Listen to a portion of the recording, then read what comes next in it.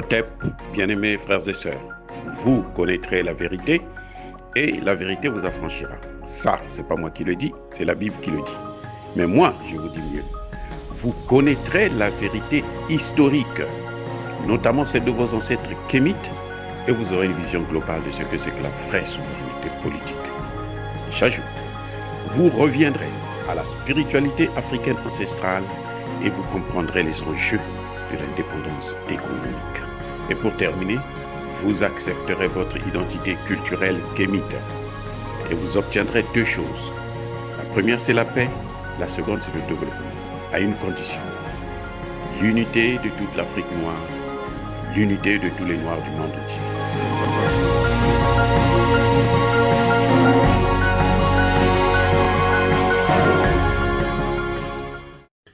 Otep à tous, bienvenue sur la chaîne des panafricanistes, par essence, par conviction et par excellence. Celle des citoyens kémites par nécessité et obligation de combat. Nous sommes une chaîne qui n'est guidée que par nos ancêtres et rien que par les ancêtres qui appartiennent à l'égrégore du monde noir. Par conséquent, nous ne croyons en aucun Dieu venu de l'étranger.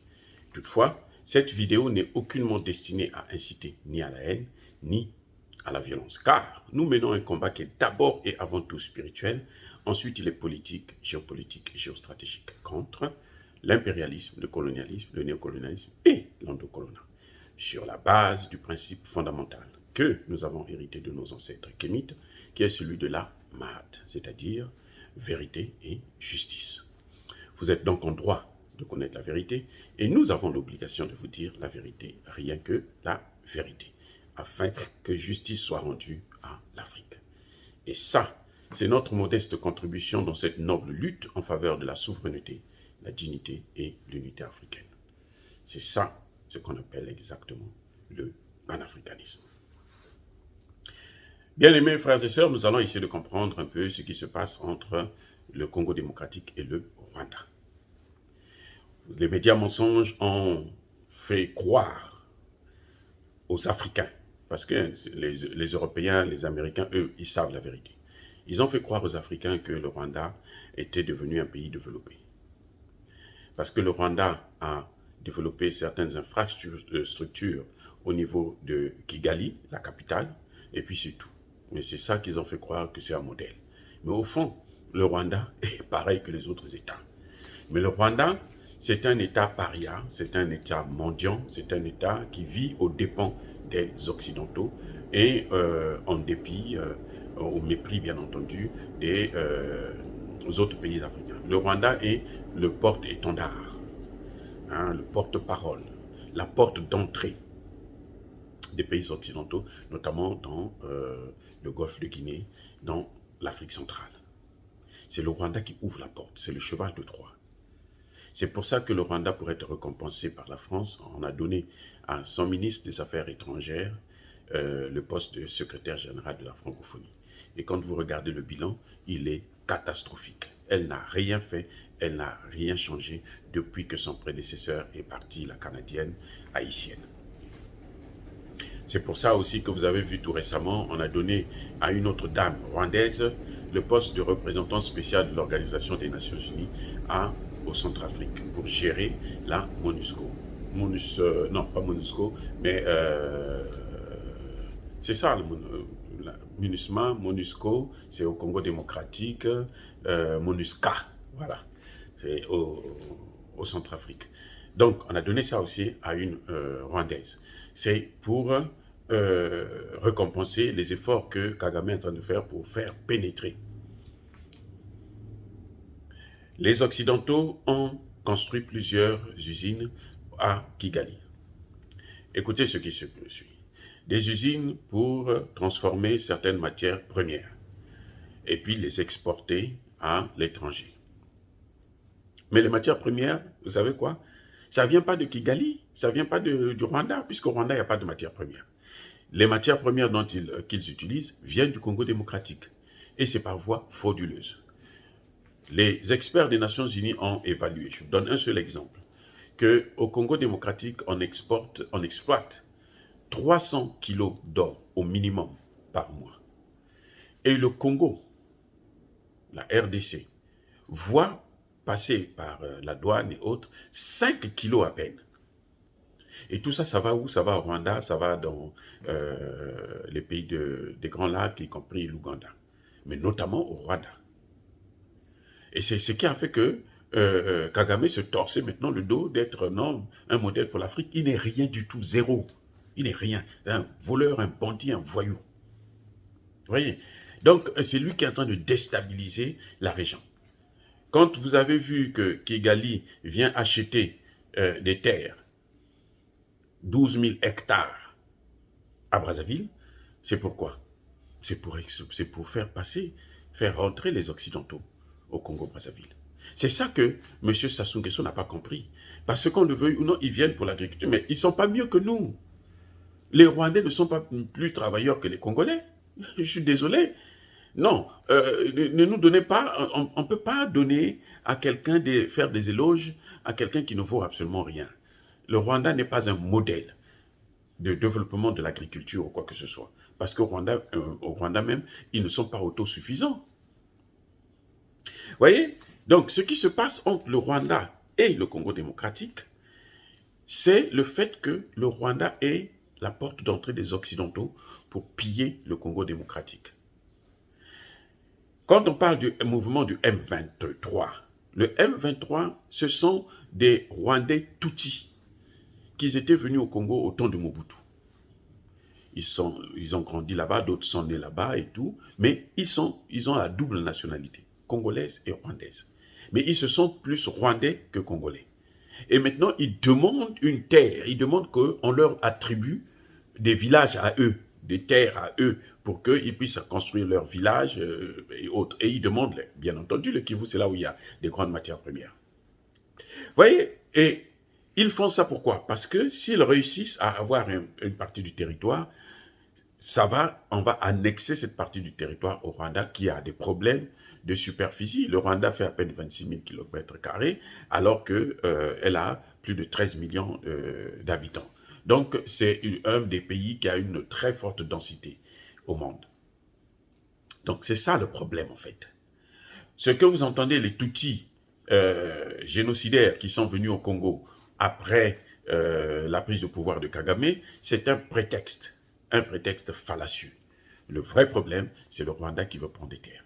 Et la situation s'est aggravée depuis que Tshisekedi a mis en place, comment on appelle ça, l'état de siège. L'état de siège, c'est mettre à l'écart les civils et puis les militaires contrôlent toutes les fonctions, les activités de l'État.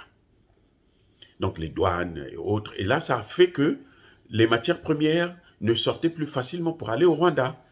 Et ça a irrité Kagame.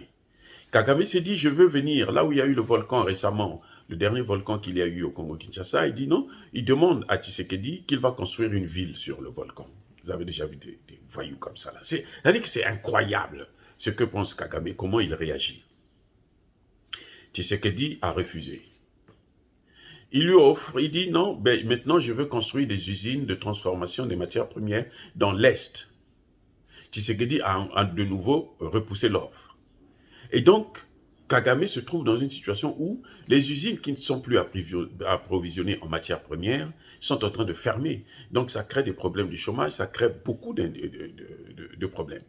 Et c'est pour ça que vous avez vu que quand il vient acheter les terres à Brazzaville, c'est pour se mettre là où c'est des points stratégiques. C'est pour nuire à la fois le Congo-Brazzaville, et plutôt le Congo-Kinshasa, et nuire à la fois l'Angola. Parce que Dolizy, là, c'est à quelques 50 km de l'Angola, de l'enclave du Cabinda. Et à Brazzaville, le camp de Maluku, là, cette zone-là, c'est en face du Congo-Kinshasa. Donc, les Occidentaux pourront rentrer à travers là. Et par la voie de Kagame, bien sûr. Ils devront, puisque Kagame a accepté de prendre les réfugiés qu'il va amener chez lui. Il n'a pas de terre. Mais il veut prendre des réfugiés anglais pour les amener chez lui, moyennant 140 et quelques millions.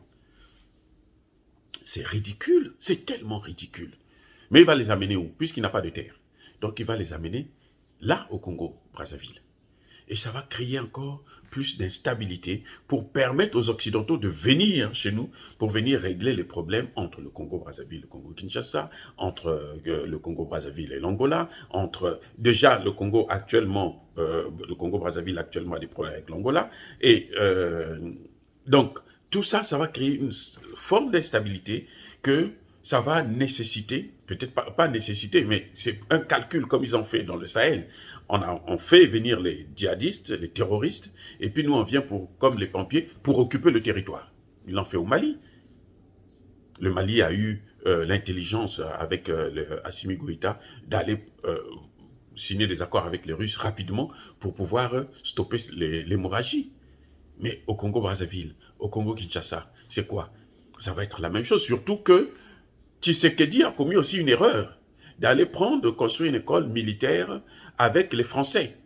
Donc là encore, ils vont rentrer en masse et faire comme ils sont en train de faire aujourd'hui en Côte d'Ivoire. Ce sont les Français qui sont au checkpoint, des Blancs qui sont au checkpoint, hein, dans les endroits pour vérifier les identités, les passeports et autres des Ivoiriens. Ce sont les Français, des Blancs.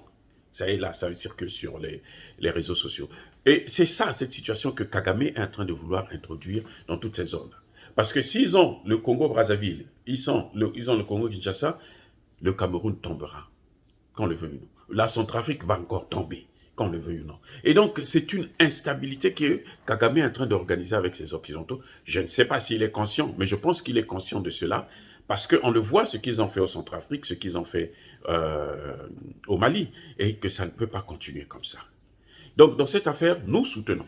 En tout cas, personnellement, je soutiens le gouvernement de la RDC, je soutiens le président Tshisekedi, et je dis qu'il faut faire aucune concession à Kagame dans cette affaire-là. Et je pense d'ailleurs que pour le Congo-Brazzaville, ces terres-là, dès que Sassou Nguesso part, on annule tous ces accords. Ça, il n'y a rien, même s'ils ont amené 50 000 tout le Rwanda au Congo-Brazzaville, on sera obligé de les combattre. Ces accords sont anticonstitutionnels, ils n'ont pas lieu de se faire. Voilà, bien-aimés frères et sœurs, le problème du Rwanda et de la RDC, pour me résumer, c'est juste un problème de matières premières, d'exploitation et de vol de matières premières congolaises par le Rwanda. Et maintenant, de plus en plus, les taux sont en train de se resserrer autour du Rwanda pour qu'ils ne puissent plus voler ces matières premières. Et le Rwanda est en train de réagir à travers ces groupes terroristes comme le M23 et les autres. Mais dire cela, c'est inciter à la haine ou à la violence. Non, les Rwandais sont nos frères. Nous voulons les États-Unis d'Afrique en tant que panafricanistes. Et c'est dans ce cadre-là seulement que les Rwandais pourront se déplacer où ils veulent, venir s'installer au Congo-Brazzaville, au Congo-Kinshasa, partout là où ils veulent, parce que nous sommes dans un cadre des États-Unis d'Afrique. Ce que d'ailleurs les Occidentaux ne veulent pas et ne souhaitent pas du tout. Mais en dehors de ce cadre-là, ils n'ont pas le droit. La souveraineté doit primer, le respect des frontières des États souverains doit être assumé. Nous sommes une force tranquille. Yabakolerve Yamaleve. Soyez bénis par le Dieu des Kémites.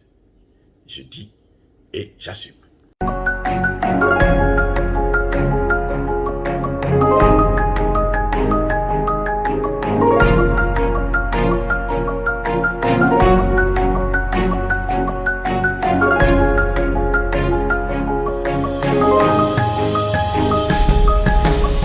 Eux, ils marchent par la foi et non par la vue.